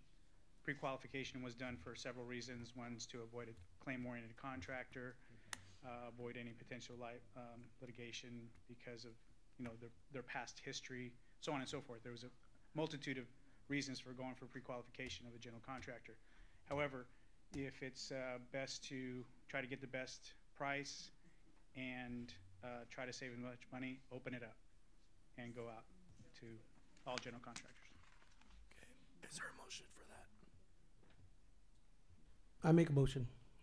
To open Full, it up yeah, with the PLA. with a PLA, no restrictions. Is there a second? I'll second it. Call the roll, please. Councilmember Trujillo. Aye. Mayor Pro Tem Franco. Aye. Councilmember Avalos. Aye. Councilmember Guerra. Aye. Mayor Robertson. Aye. So that passes.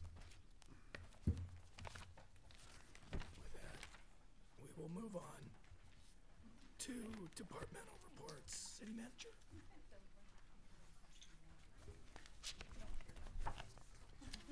Thank you, Mr. Mayor, Council. Wanted to share with you in the community that we did hear from the Department of Finance. We had been working with them on the city's desire to sell property to the Fresno County Regional Transit Authority, and the Department of Finance did approve that sale.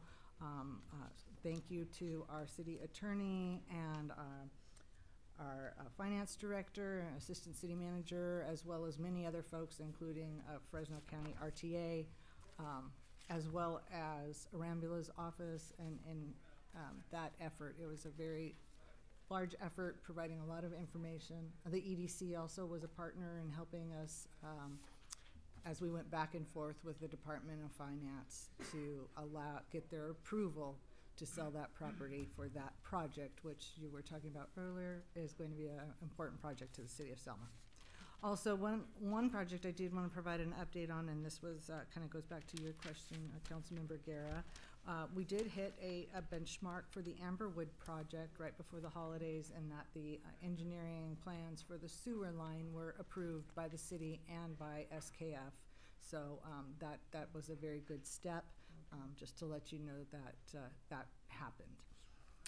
Also, we met with the Fresno County COG, Council of Governments, and had a conference call with them and the railroad in regard to the Golden State Corridor project. So a lot of discussion, quite a lengthy meeting along with engineering and our assistant city manager, go over the details that the railroad sees and is looking for as conditions for the project as well. So one other item, I attended a couple of Fresno COG, Council of Government meetings, and one important discussion was in regard to changes in CEQA, the California Environmental Quality Act.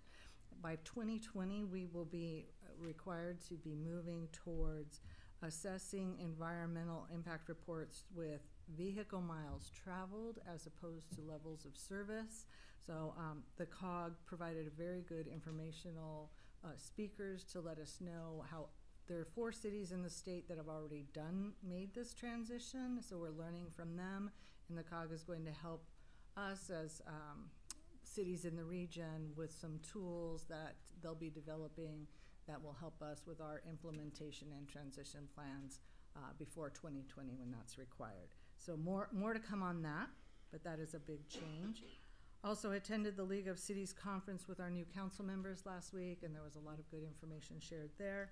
And last but not least, United Health Centers did receive its certificate of occupancy, and they should be opening to the public very soon. Thank you. Awesome. Okay. Finance Director. I'll just point.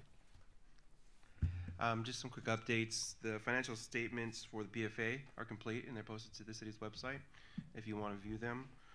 Also, the cities is almost complete, so we should have that shortly so we can have a financial presentation so you can see how the fiscal year ended for all the funds. Also, it's that time again, we should be scheduling here in the short term Measure S and Measure P committees so that we can get that information out there. The quarterly transaction report is on the city's website. It is up to date. The last quarter up through December should be posted here shortly as well. So I'll keep you updated as that goes along. Correct. That's it. Nothing to report from Public Works. Mr. Karster. Just want to let you know we're moving forward with the Salazar fence enclosure, getting our bids. We're waiting on a couple companies, and also with the final funds from the grant, we're looking at the LED lighting of the Schaefer Park parking lot. We're having some troubles with existing lights, and the LED lights are so cost effective, even though it costs a little bit more in the purchase, but the basketball lights is very positive. They're just brighter and cleaner. And so the girls softball starts here pretty quick, and T-ball. So the lighting in the parking lot would be, parents really like that. They just feel safer. How about those nets at Eric White? The nets look like they're kind of frayed. Okay, we'll take a look. We can get those replaced then. Thank you. Yeah. Fire. Nothing to report from the fire department. Chief Garner.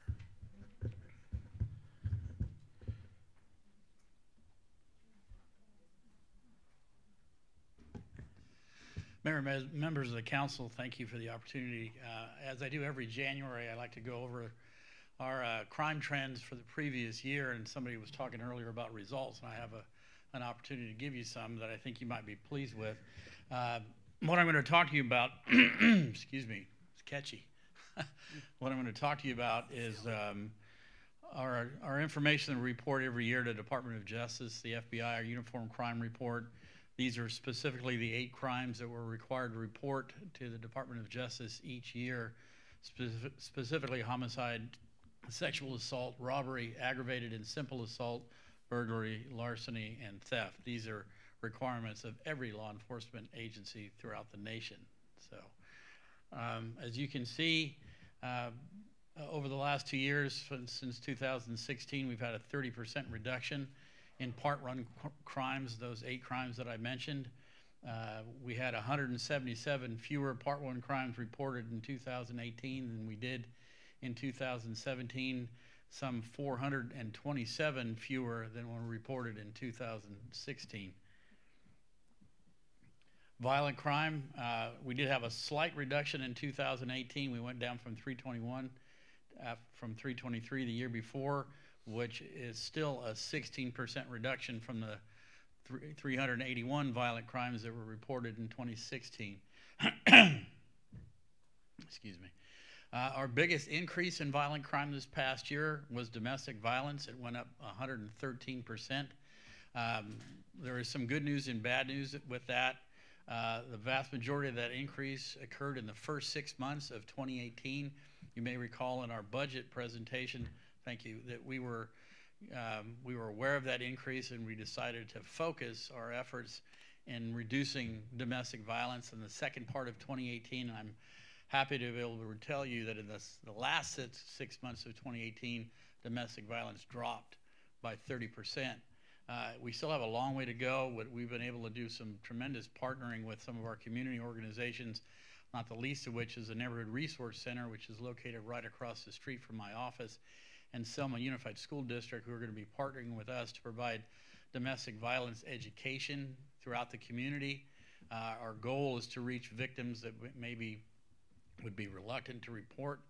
I think the problem is even worse than these numbers show, and my biggest concern is underreporting, and that's why I'm hoping these educational programs will get to the root of that. So, some of our most significant decreases this past year were in property-related crimes. Property crime went down 21% in 2018. 175 fewer property crimes were reported in 2018 than they were in 2017. Excuse me, go ahead. We saw a 26% reduction in burglary in 2018 over 2017, although 2017 numbers went up. We did have 71 fewer burglaries reported in 2018 than in 2017.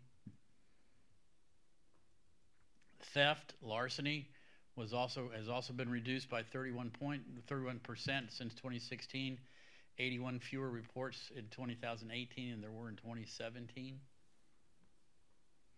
Auto theft, which is a huge concern to every community, went down 23% since 2016.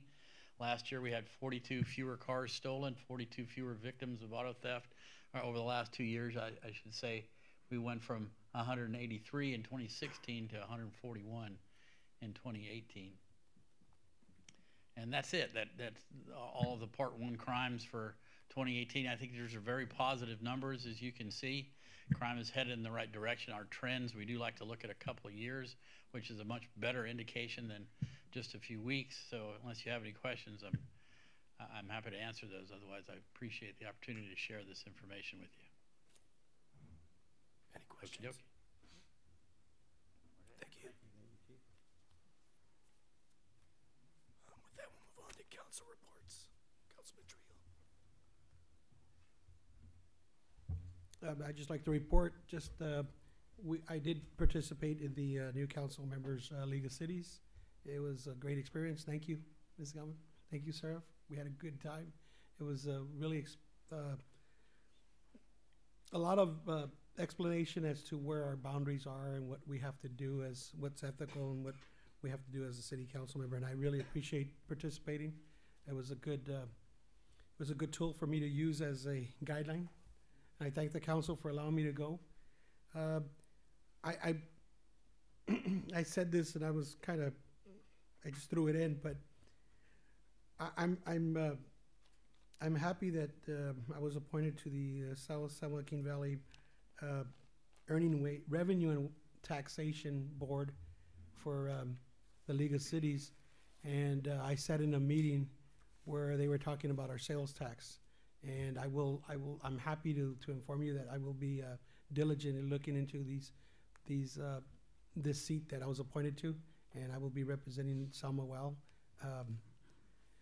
There are things that I participated in the past. In November, I helped out with our restaurant. We donated and we helped the kids for the SYEP, which is kids with dysfunctions, and we provided them breakfast with Santa.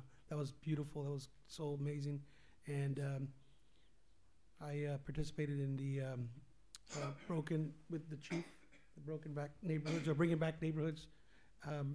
I was really happy to see that there's a lot of community participation, and I really want to get involved in that. So that's it. That's all I did. Thank you. Councilman Avalos. Yeah. Okay. I actually I had a good event. I attended the chamber at the Cattlemen's. That was a great event, getting communities together and business owners together to get together and have a good time and be positive in the right direction in our community. And I thank the chamber for hosting it. Thank you very much. They're a very important part of our community, one of the branches in our community that moving forward very positively. And also, I attended a ribbon cutting today at the Fowler, believe it or not, we were invited to go to the Fowler ribbon cutting for the fire station.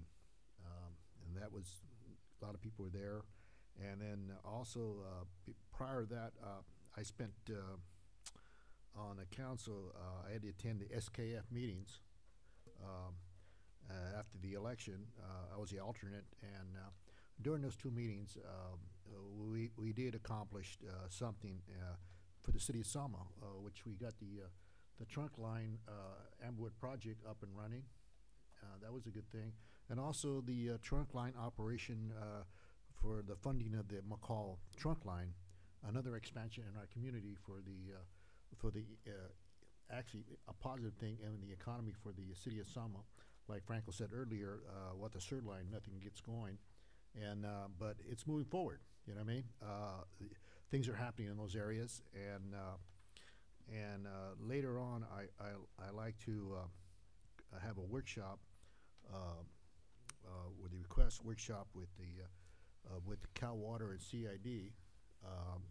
The reason why there's some important issues that city council should be aware of down the road as far as economic development and future development in our city and economic growth. I think these workshop is very important because there's some information that Cal Water has and also CID has that will help the city grow more productive and more positive as far as water, groundwater percolation, and also because you need water. Nothing goes. Water is very essential. It grows. You need to drink it. You got to wash your clothes. Hey, the water we have is, we take things for granted, but for the future of development of mankind, we got to be ahead of the game. We live on planet Earth, and we have to learn to be smart and develop our future generations about the economic growth and about water and sustainability, and we got to be ahead of the game. We're the pioneers for the future, and that's why I'm requesting that workshop. That's all I got to say. But the other good thing I got to say is, I thank the people that came out tonight, that voiced their opinion on what was important for the city of Selma. As council leaders up here, we listen and we evaluated. And I thank Jackie coming out and give us a broader view of our goal settings. And I think she wasn't here. I thank her right now. But things like that we need to hear as council leaders, because sometimes we get drifted, but we get back in the game. You know what I mean? We hear from different views and different people in our communities, what they want and what direction they want. And tonight was a good direction for the council and what direction the people want. And I thank them for that. Absolutely. Thank you. That's all I got to say. Councilperson Garrett. Okay, I too attended the League of City conference with John Trujillo and Teresa, and it was a great experience. I learned a lot, and it is a great tool for us to refer back to, and giving us direction as to where we stand as council. The other thing I'd like to inform you is United Health Centers did open their doors. So they will be having their groundbreaking February, I believe it's the 13th. So that's coming. And March 13th, I'm sorry. And trying to hurry up. No, you're right. And I think that's it. Thank you. Thank you. Scott, can I add one more thing? Sure. Raina, you didn't have a chance to make copies of the SKF financial report. If you didn't, that's okay. That's all right. I'm sorry. I was supposed to we're going to give you copies of the financial report of SKF, where they're at financially, how we're going to approve the budget for the fiscal year, and also the update, the information that what is going on in the meetings in SKF, that all the city council be aware of it, and we can address the public in those issues as well. Definitely need that. More communication from the council to the public. Thank you. Mayor Pro Tem. Teresa, just to recap, you're going to formalize all this stuff for us and for us to comment and give you action items off it, off our goal setting plan earlier today? Is that? So the information will help us with the budget setting, and we can also bring it back so we can talk If we could about just other components of it. get electronic copy, so I mean, like I said, we talk about it, but let's make some doable actions off it, you know. But that would take discussion and stuff. Yeah, like we that. can bring that back. Right. Okay. And then just to recap on two things, when possible, can I get an update on our funding for SB1 funding for our Nebraska road? And then just remind that I was serious about that half a street on Thompson and Huntsman. I don't know if somehow that could be brought to council, see why has it been missing for 60 years or how long that neighborhood's been there. And that's it. Thank you. I can't really talk, so I'm going to ask you to read my appointments. These are the mayor appointments for 2019. Okay, what I'm going to read is the mayor's appointments for 2019. Mayor Robertson will be appointed on the Council of Governments, the Regional Transportation Mitigation Fee Agency. I'll give you this. The RMTF regional, it's part of COG. Yeah. Regional Transportation Mitigation. Yeah.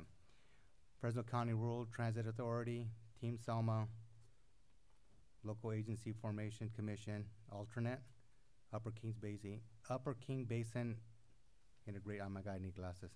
Integration rate, no, I got it. Okay. Integrated Regional Waste Committee, alternate 4. Louis Franco will be on 5 cities, the Upper Kings Basin Regional Water Management Authority, Team Selma alternate, Southeast Regional Solid Waste Committee, Regional Transportation Mitigation Fee Agency alternate 1. Councilmember Avalos will be on SKF Sanitation District, Upper Kings Basin Regional Waste Committee alternate 1. Team Selma rotating alternate district, Air Pollution Control District. Councilwoman Guerrero will be on SKF Sanitation District alternate 1. Upper King Basin Regional Waste Committee alternate 3. Team Selma rotating alternate. And Air Pollution Control District alternate. Councilmember Trujillo will be on the Highway 99 Beautification Committee, 5 cities alternate. Upper King Basin Regional Water Management Authority, Rep alternate 2, and a Team Selma rotating alternate, and I'm sure we'll get this on electronic form. Thank you. Thank you, Mr. Mayor. With that, I'll call for oral communications. Wait, are we gonna do the opposite one? We still have to go through this too. Anybody have any oral communications? Bob, come on up. I'll go through this. If this counts by me reading it like this, right? Sorry. Just read it into the record. Just adjourn. And then go into this. We'll turn it on. Okay. Bob Allen, Executive Director, Selma Chamber. There are several events coming up. One is tomorrow afternoon. We have a ribbon cutting from 2 to 4 at Adventist Health with the extension of their ER room. So we hope that you can join us between that time. It's a busy week. On Thursday, we have a groundbreaking at starting at the new Selma High School Stadium. That will be at 10:30 in the morning. We have on February 6th, we have a mural dedication for the new Tree of Life that is on the new pet clinic. You can see it up west front, and I think it's adding some beauty to that area. And we are hosting, the City of Selma and the Selma Chamber of Commerce, hosting the opening ceremony for the Blossom Trail on February 8th. You should have all received an invitation to that. Did you? Good. I wanted to make sure that the mail was working. So you got those. And that will be held at the Art Center here in town, and we will start at 10 o'clock. And we have a great program already lined up. The mayor has agreed to be the speaker and represent the Selma and the Chamber, and we appreciate that. And we have some good food from our local restaurants, and we'll showcase Selma as we know it is, as great as it can be. March 13th, we will be celebrating and helping with the ribbon cutting at the United Health Center. I hope you've all had a chance to drive by it. It is absolutely gorgeous. It's going to be a great asset to this community, and we're going to be very proud of it. So we invite you to all of those. Thank you. And before I leave, as a hat for Selma Cares, I would like to thank the Police Officers Association for the great job they did in collecting toys for our event. We gave out almost 1,100 toys. We fed over 2,700 people with the food boxes that we gave out at the Selma High School, right next to the breakfast that was going on. So, and it went well together, so we had no problems. So thank you again. And Andrew, please make sure you share that thanks to your group, okay? Thank you. Thank you. Anybody else? With that, we'll make a motion to adjourn. We'll reconvene. It's a successor agency. Oral communications. We're pretty much done. During public comments, if you wish to address the board under Government Code, Section 54-3A, you may only address the board concerning any item that has been described in notice for the special meeting. Members of the public shall limit their remarks to 3 minutes. 1, consideration of a resolution of the successor agency of the former Selma Redevelopment Agency approving an administrative budget for the period of July 1, 2019 through June 30th, 2020. 2, consideration of a resolution of the successor agency of the former Selma Redevelopment Agency approving a recognized obligation payment schedule pursuant to Health and Safety Code Section 34177 for the period July 1, 2019 to June 30th, 2020. Are there any comments? Report, please. Thank you, Mayor, council members. The items they have in front of you are some cleanup. It's the ROMS reports that we adopt on an annual basis. The report itself, the structure is built up of some administration costs. Some of it's part of my salary, some of my staff's salary, also some legal services that we provide for the successor agency coming from the city attorney, and also bond counsel and things of that nature. The 3 structures that you have on the ROMPS, as far as a debt obligation, are the same that you have had in other years. It's the 94 bond, 2010 A bond, and the USDA bond. Is there any questions regarding the report itself? Any questions for council? All right. With that, is there a motion to adjourn? Make a motion to adjourn. Do we have to do oral? To approve. Do we have a motion? Do we have a motion to approve items 1 and 2? I make a motion to approve 1 and 2. Is there a I'll second it. Call the roll, please. Board Member Avalos? Aye. Vice Chairman Franco? Aye. Board Member Guerra? Aye. Board Member Trujillo? Aye. Chairman Robertson? Aye. Thank you. Thank you. Is there a motion to adjourn? Make a motion to Is adjourn. there a second?